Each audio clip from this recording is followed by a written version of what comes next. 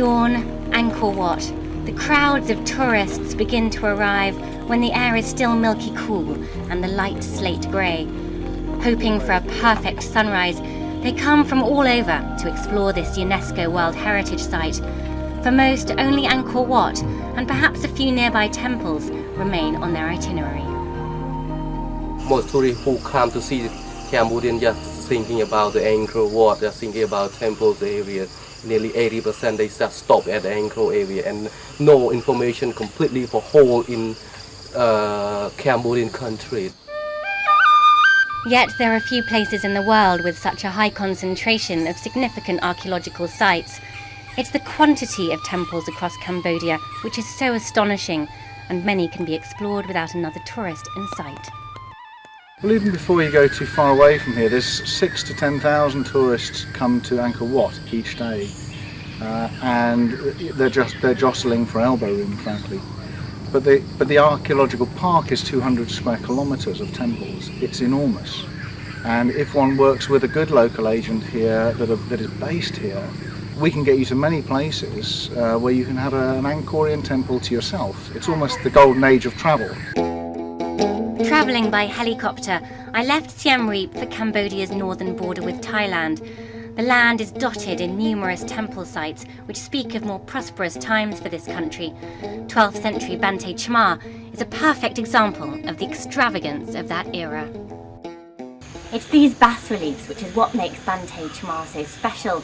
Not only are they beautiful, exquisitely done by some master craftsmen, indicating the wealth of the empire at the time, but they also document the historical events that were happening when the temple was built nearly 1,000 years ago. Historians believe this site may have been at the heart of a key strategic city which once rivaled Angkor. Now the non-profit Global Heritage Fund is trying to safeguard the temple and implement small-scale tourism initiatives to attract more visitors.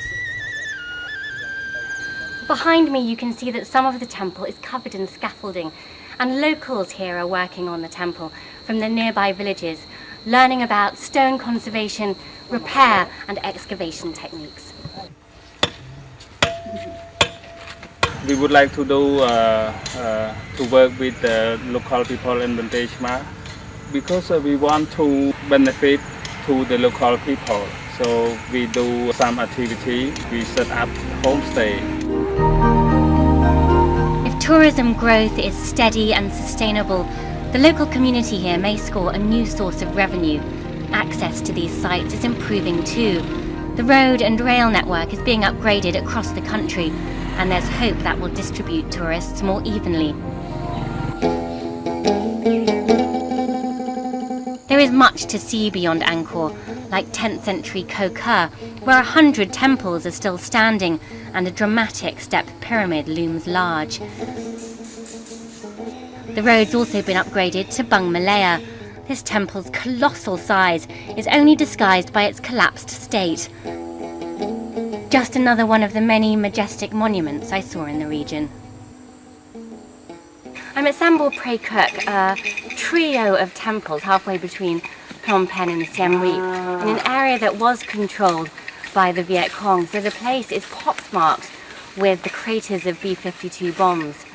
Nowadays, of course, it's farmland, there's not a tourist in sight, yet these temples are pre-Angkor and just as fascinating historically, dating from the 7th century AD. There is much to explore here for anyone willing to venture into Cambodia's more remote areas, often with the added prize of seeing these places of worship in perfect solitude.